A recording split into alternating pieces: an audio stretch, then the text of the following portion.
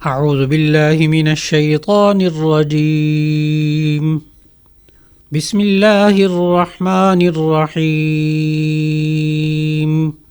یا ایہا المدثر قم فانذر وربک فکبر وثیابک فطہر والرجز فاہجر ولا تمنن تستکثر وَلِرَبِّكَ فَاصْبِرْ صدق اللہ العظیم۔ سورۃ المدثر کی ان ابتدائی آیات کا ترجمہ یہ ہے: ایک محمد صلی اللہ علیہ وسلم جو کپڑے میں لپٹے پڑے ہو، اٹھو اور ہدایت کر دو اور اپنے پروردگار کی بڑائی بیان کرو اور اپنے کپڑوں کو پاک رکھو اور ناپاکی سے دور رہو، اور اس نیت سے احسان نہ کرو کہ اس سے زیادہ کے طالب ہو، اور اپنے پروردگار کے لیے صبر کرو۔ آج کی تلاوت کردہ آیات کا آغاز سورۃ المدثر کی ابتدائی آیات سے ہوا۔ سورۃ المدثر یہ مکی سورت ہے۔ موجودہ قرآنی ترتیب کے مطابق سورہ مبارکہ کا نمبر 74 ہے، اور نازل ہونے کے اعتبار سے اس سورہ مبارکہ کا چوتھا نمبر ہے۔ اس سورہ مبارکہ کی 56 آیات ہیں اور 2 رکوع ہیں۔ اس سورہ مبارکہ میں جو کلمات استعمال ہوئے ہیں ان کی تعداد 256 ہے، اور حروف کی تعداد 1145 ہے۔ سورۃ المدثر قرآن حکیم کی ان صورتوں میں سے ہیں جو نزول قرآن کے بالکل ابتدائی زمانے میں نازل ہوئیں۔ اسی وجہ سے بعض حضرات نے اس سورہ مبارکہ کو سب سے پہلے نازل ہونے والی صورت بھی کہا ہے، لیکن صحیح روایات کے مطابق سورۃ العلق کی ابتدائی آیات سب سے پہلے نازل ہوئیں، پھر کچھ مدت تک نزول قرآن کا سلسلہ بند رہا، جس کو زمانہ فترت وحی کہا جاتا ہے۔ اسی زمانہ فترت کے آخر میں یہ واقعہ پیش آیا کہ رسول اللہ صلی اللہ علیہ وسلم مکہ مکرمہ میں کسی جگہ تشریف لے جا رہے تھے۔ اوپر سے کچھ آواز سنی تو آپ صلی اللہ علیہ وسلم نے آسمان کی طرف نظر اٹھائی اور دیکھا کہ وہی فرشتہ جو غار حرا میں سورۃ العلق کی ابتدائی آیات لے کر آیا تھا، وہی آسمان کے نیچے فضا میں ایک معلق کرسی پر بیٹھا ہے۔ اس کو اس حالت میں دیکھ کر رسول اللہ صلی اللہ علیہ وسلم پر وہی طبعی رعب اور ہیبت کی کیفیت طاری ہو گئی جو غار حرا میں سورۃ العلق کی آیات کے نازل ہونے کے وقت ہوئی تھی۔ سخت کپکپی کے احساس سے آپ صلی اللہ علیہ وسلم گھر تشریف لے گئے اور فرمایا، زملونی زملونی، یعنی مجھے چادر اڑا دو، مجھے ڈھانپ دو۔ آپ صلی اللہ علیہ وسلم کپڑوں سے لپٹ کر لیٹ گئے۔ اسی پر سورۃ المدثر کی ابتدائی آیات مبارکہ نازل ہوئیں۔ اس لیے اس سورہ مبارکہ میں آپ صلی اللہ علیہ وسلم کو خطاب کرتے ہوئے اللہ تعالیٰ نے فرمایا، یا ایھا المدثر۔ یہ لفظ دثار سے مشتق ہے، جو ان زائد کپڑوں کو کہا جاتا ہے جو آدمی عام لباس کے اوپر سردی وغیرہ کو دور کرنے کے لیے، اس سے بچنے کے لیے استعمال کرتا ہے۔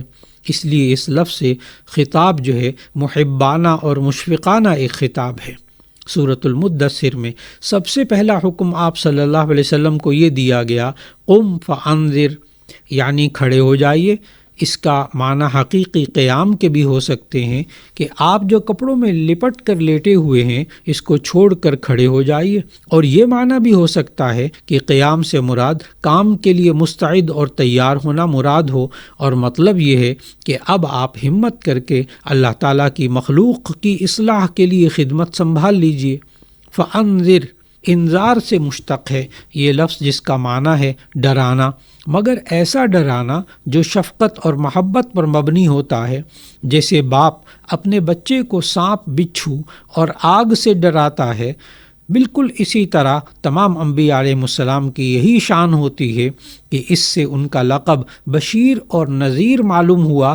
نذیر کا معنی شفقت اور ہمدردی کی بنا پر نقصان دہ چیزوں سے ڈرانے والا، اور بشیر کا معنی ہے خوشخبری دینے والا۔ دوسرا حکم ان آیات میں دیا گیا، وَرَبَّكَ فَكَبِّرْ، یعنی صرف اپنے رب کی بڑائی بیان کیجیے، قول سے بھی اور عمل سے بھی۔ اور لفظ رب اس لیے اختیار کیا گیا کہ یہ خود اس حکم کی علت اور وجہ ہے کہ جو سارے جہان کا پالنے والا ہے، صرف وہی ہر بڑائی اور کبریائی کا مستحق ہے۔ تیسرا حکم نبی صلی اللہ علیہ وسلم کو یہ دیا گیا، وَثِيَابَكَ فَطَهِّرْ۔ ثیاب ثوب کی جمع ہے، اس کا معنی کپڑا ہے، اور مجازی طور پر عمل کو بھی ثوب اور لباس کہا جاتا ہے۔ معنی اس حکم کے یہ ہیں کہ اپنے کپڑے اور جسم کو ظاہری ناپاکیوں سے پاک رکھیے، دل اور نفس کو باطل عقائد اور خیالات سے اور اخلاق رذیلہ سے پاک رکھیے۔ اور کپڑوں کو پاک رکھنے میں یہ بھی داخل ہے کہ وہ مال حرام سے نہ بنائے جائیں اور ایسی وضع اور ہیئت کے بھی نہ بنائے جائیں جو شرعاً ممنوع ہوں۔ اور یہ آیت مبارکہ کے ظاہر سے یہ معلوم ہوتا ہے کہ یہ کپڑوں کے پاک رکھنے کا حکم نماز کے ساتھ مخصوص نہیں بلکہ تمام حالات میں عام ہے، کیونکہ اللہ رب العزت طہارت کو پسند فرماتے ہیں، جیسے سورۃ البقرہ کی آیت 222 میں فرمایا، ان اللہ یحب التوابین ویحب المتطہرین۔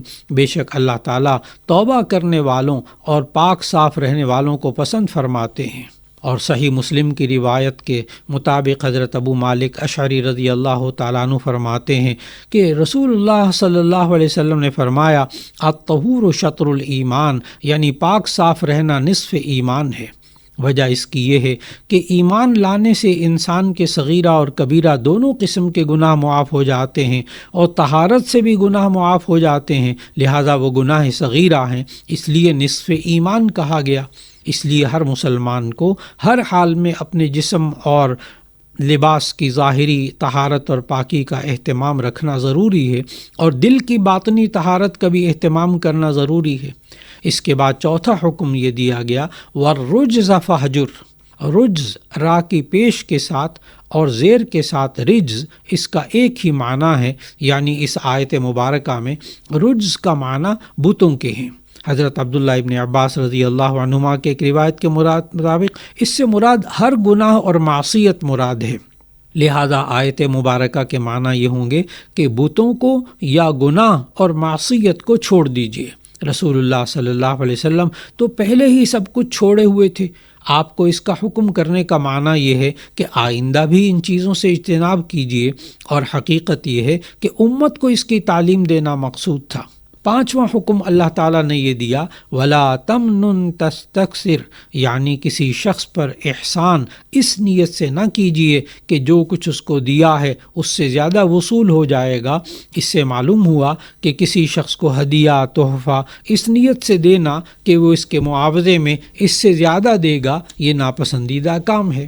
اور آج کی تلاوت کردہ آخری آیت میں چھٹا حکم یہ دیا گیا، وَلِرَبِّكَ فَاصْبِرْ۔ صبر کے لفظی معنی ہے اپنے نفس کو روکنا، قابو میں رکھنا۔ اس لیے صبر کے مفہوم میں یہ بھی داخل ہے کہ اللہ تعالیٰ کے احکام کی پابندی پر اپنے نفس کو قائم رکھے، اور یہ بھی داخل ہے کہ اللہ کی حرام کی ہوئی چیزوں سے نفس کو روکے، اور یہ بھی داخل ہے کہ مصائب اور تکالیف میں اپنی اختیار کی حد تک جزع فزع، گھبرانا، شور مچانا، شکایت کرنا، اس سے بچے۔ اس لحاظ سے یہ حکم جامع حکم ہے جو تقریباً پورے دین پر شامل ہے۔ اللہ رب العزت ہمیں بھی اس سورہ مبارکہ میں جو اللہ تعالیٰ نے احکامات عطا فرمائے ان پر عمل کرنے کی توفیق عطا فرمائے۔ وآخر دعوانا ان الحمد للہ رب العالمین۔